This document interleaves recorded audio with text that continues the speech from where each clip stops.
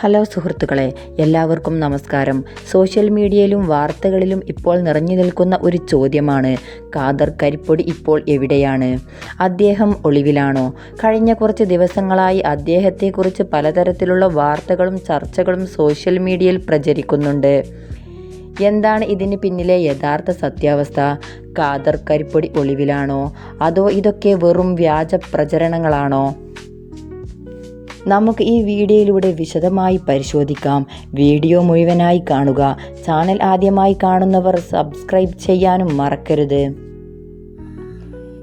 എന്തുകൊണ്ടാണ് ഖാദർ കരിപ്പൊടി പെട്ടെന്ന് വാർത്തകളിൽ നിറഞ്ഞത് എന്ന് നോക്കാം. സോഷ്യൽ മീഡിയ പ്ലാറ്റ്ഫോമുകളിൽ പ്രത്യേകിച്ച് ചില വിവാദങ്ങളുമായോ അല്ലെങ്കിൽ കേസ് അന്വേഷണങ്ങളുമായോ ബന്ധപ്പെടുത്തിയാണ് ഇദ്ദേഹത്തിൻ്റെ പേര് ഉയർന്നു വന്നത്. ചില നിർണായക വെളിപ്പെടുത്തലുകൾക്കോ അല്ലെങ്കിൽ പോലീസ് അന്വേഷണങ്ങൾക്കോ പിന്നാലെയാണ് ഇദ്ദേഹം പൊതുവേദികളിൽ നിന്നോ സോഷ്യൽ മീഡിയയിൽ നിന്നോ മാറി നിൽക്കുന്നു എന്ന തരത്തിലുള്ള വാർത്തകളാണ് പ്രചരിക്കാൻ തുടങ്ങിയത്. പല ഓൺലൈൻ മാധ്യമങ്ങളും റിപ്പോർട്ട് ചെയ്യുന്നതനുസരിച്ച് അന്വേഷണ ഏജൻസിക്ക് മുമ്പിൽ ഹാജരാകാതിരിക്കാൻ അദ്ദേഹം മനഃപൂർവ്വം മാറി നിൽക്കുകയാണ് എന്നാണ്.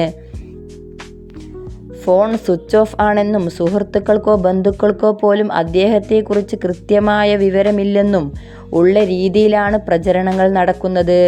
സൈബർ ലോകത്ത് ഇതിനെ അനുകൂലിച്ചും പ്രതികൂലിച്ചും വലിയ രീതിയിലുള്ള തർക്കങ്ങളാണ് നടന്നുകൊണ്ടിരിക്കുന്നത്. എന്നാൽ ഈ വാർത്തയോട് അടുത്ത വൃത്തങ്ങൾ പ്രതികരിക്കുന്നത് മറ്റൊരു തരത്തിലാണ്.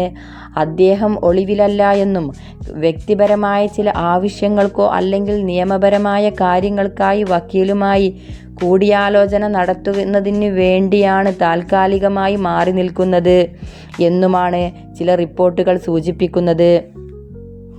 ഒരു വ്യക്തി ഔദ്യോഗികമായി ഒളിവിലാണെന്ന് പോലീസോ കോടതിയോ പ്രഖ്യാപിക്കാത്തിടത്തോളം കാലം ഇത്തരം വാർത്തകൾ വെറും ഊഹാപോഹങ്ങൾ മാത്രമായിട്ടേ കാണാൻ സാധിക്കൂ.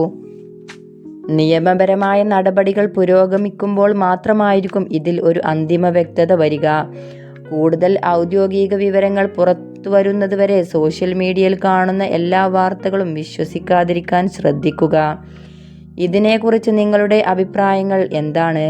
താഴെ കമൻറ്റ് ബോക്സിൽ രേഖപ്പെടുത്തുമല്ലോ.